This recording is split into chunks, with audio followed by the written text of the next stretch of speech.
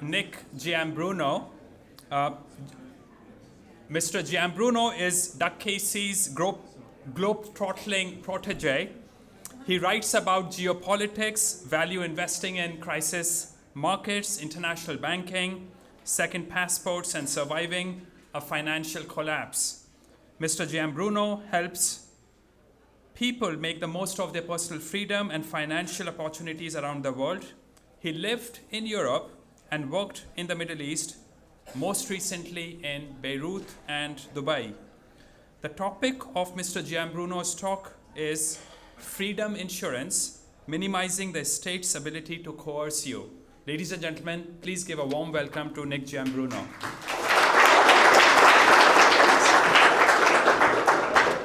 Oh, thank you, Giant. This is a real privilege to be here at Capitalism and Morality. And I think conferences, especially this conference, is so important because most people don't associate. The average person doesn't understand what capitalism is or the definition of it, or much less that it's a moral system. And why is it moral? I would look at it because it's voluntary. Capitalism is voluntary, and that's what ties into its morality. So what is the opposite of voluntary interactions? Well, it's coercion. And what embodies coercion? Well, the state embodies coercion, of course.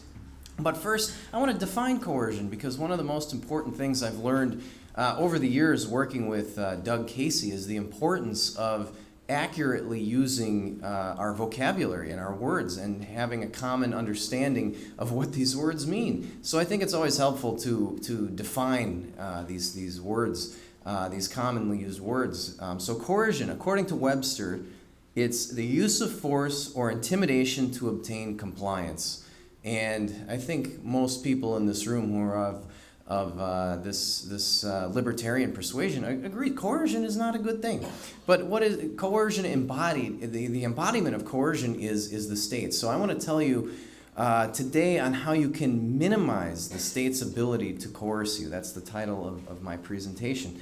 And when you have reached this point that you've obtained, and I call it freedom insurance, as I'll explain, it really helps you to view even a hopeless situation, like Rick said, that it doesn't need to be serious. And when you have freedom insurance, it really helps you view the situation like this. Okay, so I think we're looking at a situation certainly in the Western world where unfortunately we have more coercion coming.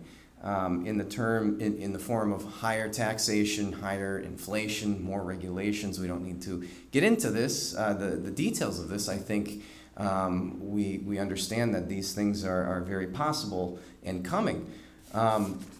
So what can you do about it? And what I think you can do about it is something I call freedom insurance. And what you do is you can take the political risk that comes from various countries, specifically your home country, and you got to treat it like your investment portfolio. Most people don't think of it like that, and it's everybody knows that if you have in your investment portfolio and you diversify among different asset classes, you can kind of diversify the overall risk of the portfolio. And in the same way, you can do that with your political risk. And most people don't think of political risk in that way, but I'll tell you how you can do that and really minimize the state's ability to coerce you as a result. So, most people have different types of insurance: medical insurance, life insurance, fire insurance. But I view this as a type of freedom insurance and really a way that you can minimize the state's ability to coerce you no matter what happens or where you are. So let's look at how you can do this. This is a time-tested strategy. I didn't invent this strategy. This strategy has been around for many centuries. And when you achieve this, it makes it really difficult for any one particular country to exercise complete control over you. Now, of course, it's not possible really to eliminate it fully. I'm talking about minimizing it. So I think this is already starting to seep into the average person's consciousness, whether they realize it or not. And as my friend Jonathan Roth mentioned earlier, the quote from Frank Luntz, who was that very mainstream pollster back in the U.S., about him buying real estate in New Zealand as kind of a bug-out location, he was inadvertently, maybe without even realizing it, he was kind of tapping into the freedom insurance concept that I'm going to discuss with you today. So the way you do this is through international diversification of various aspects of your life, in particular the levers upon which the state uses to coerce you. And if you diversify these different areas of your life, it makes it very difficult for one state to exercise that power of coercion over you. So one of the main ways the state coerces people is through money and through the banking system. Well, we don't like what you're doing. We're going to freeze your account. We're not going to let you open an account. We're going to levy something out of your account. And so through your financial assets, the state has tremendous coercive abilities to get you to do what it wants. So how do you dilute that power? And there's a number of ways to do that. I mean, quite simply, the easiest way to do it is to own gold. Gold is as we all probably know in this room, it's an asset, financial asset that's nobody else's liability, and gold in your hand is very hard to for a government to coerce you versus a bank account. So that's the easiest way to do it. Traditionally used to be able to open a bank account in, say, Switzerland or Hong Kong or Singapore, but personally, those options are becoming less and less attractive to me as time goes on. For a number of reasons. You have all these governments are sharing information now with FATCA, which is the way it works is the U.S. is basically forced upon the banking system of the rest of the world to say, hey, if you have any American clients, we want to know all the details of it. And the banks of the world complied. I mean, unless you want to bank in North Korea, and you're an American, they're going to tell the U.S. government all the details of that account, and that's a relatively new thing in the past 7 years or so. But how did they were able to do it because the stick was, you get kicked out of the U.S. banking system if you don't follow this. Bad thing for Americans. But then it got even a little bit worse with, now that all of the banks have implemented this into their compliance systems, the other countries are like, well, we want to have that deal too. The French did. The Europeans did in particular, and that was really what paved the way for what's known as CRS, the Common Reporting Standard, which is basically FATCA for the rest of the world. So for these reasons, and of course, banks are unsound institutions. They practice fractional reserve lending, which I think most folks here are familiar with, and they're dealing with fiat currency. So yes, there is a benefit to having a bank account outside of your country of residence, but those benefits are almost fleeting because of all of these new regulations and the fact that they're based on these unsound systems. But nonetheless, it is a good idea to get a bank account outside of your home country, just in case you need to have some liquid assets.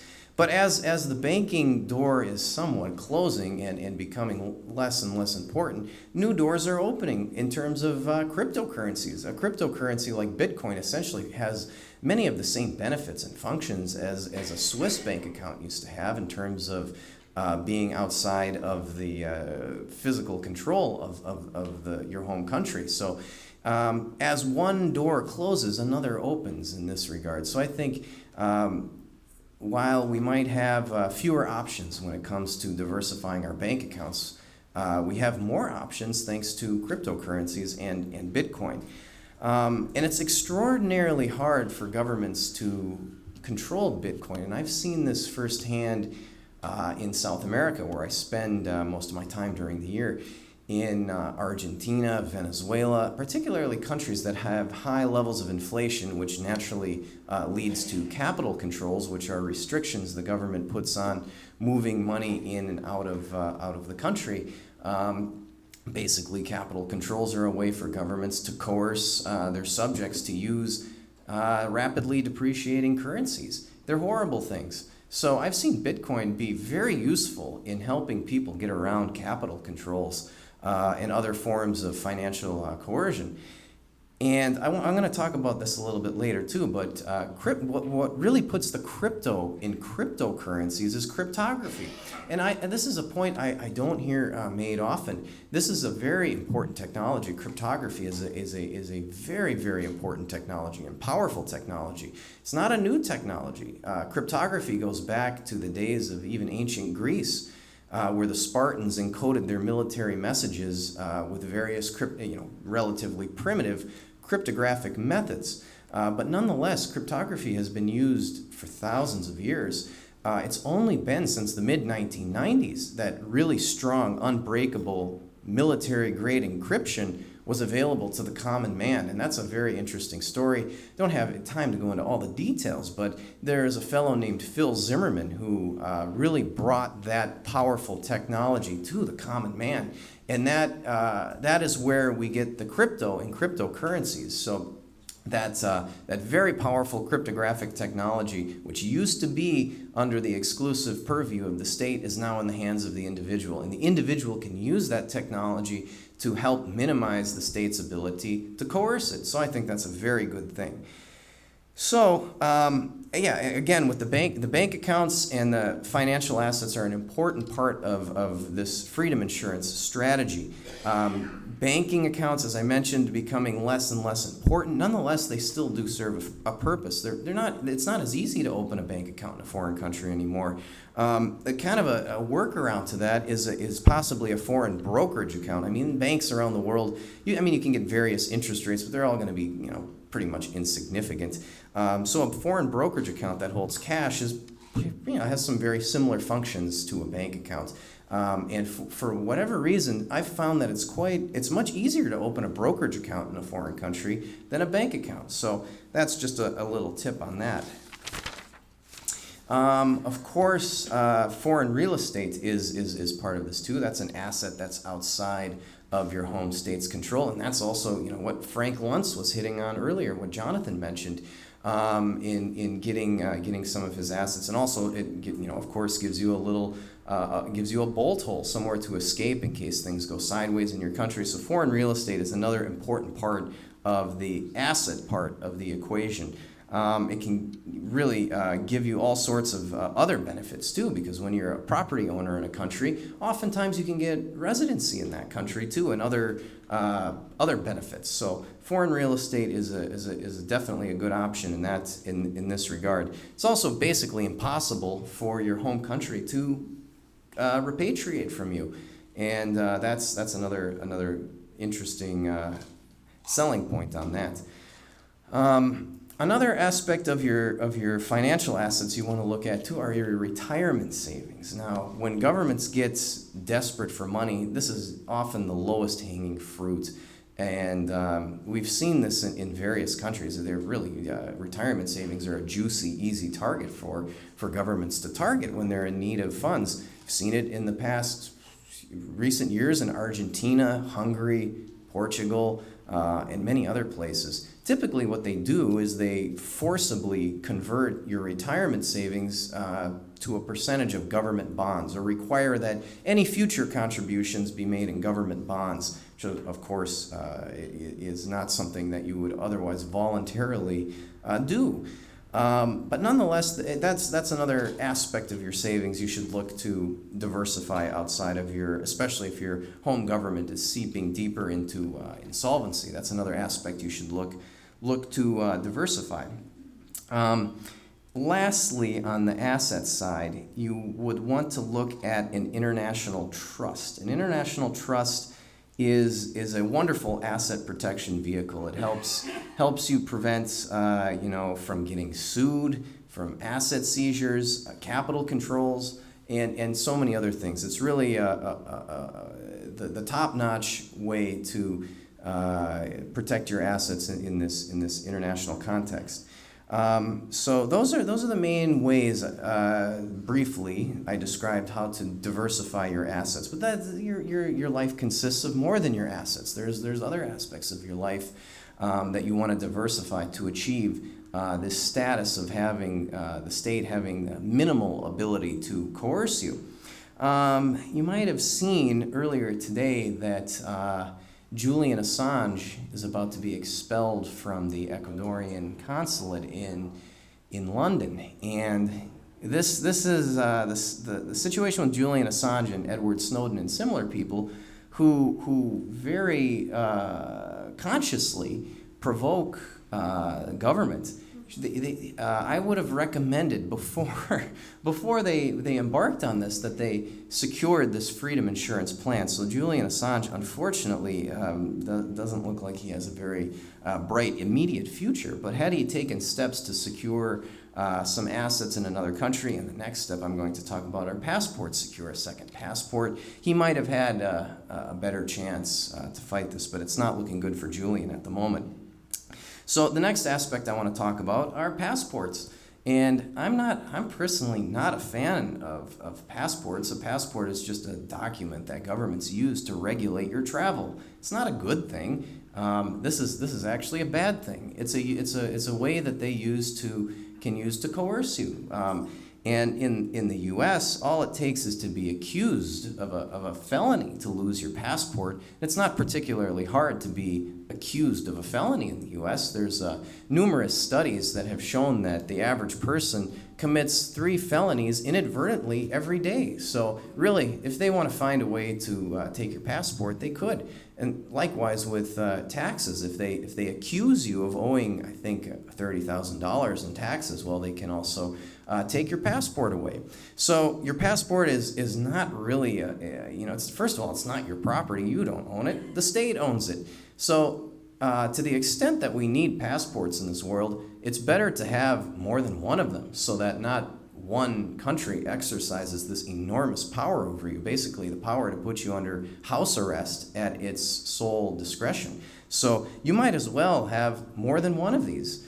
And not only that, but it will provide you with new places to work, new places to live, new places to do business. So it's a very important part of the process. Not an easy thing to get, though.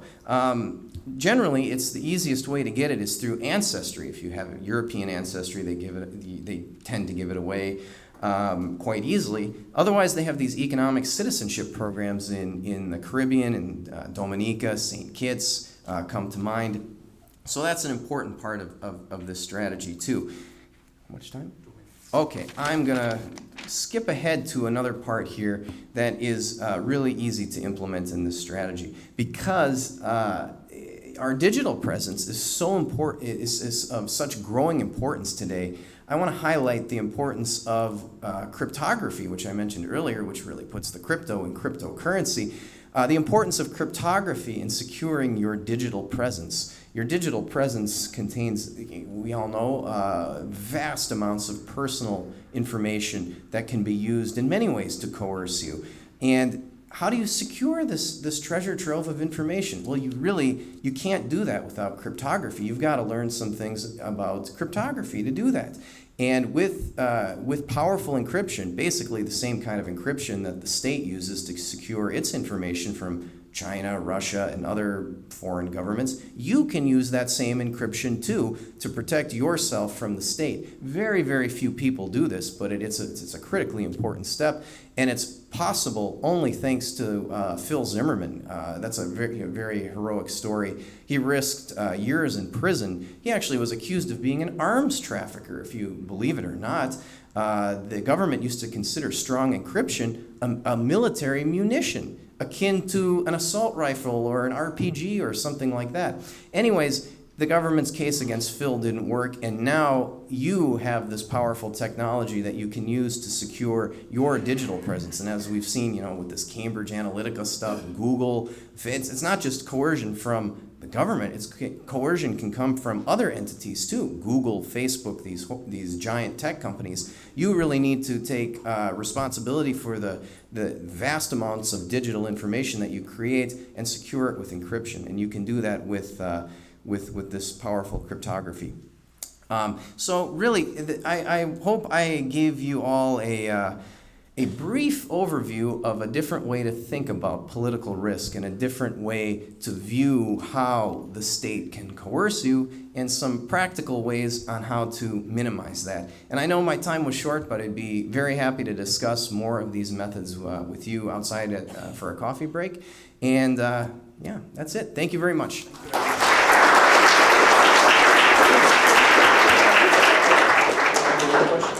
Questions? Well, if it's a very quick question. Very quick question. Would you recommend or use Crypto Hippie?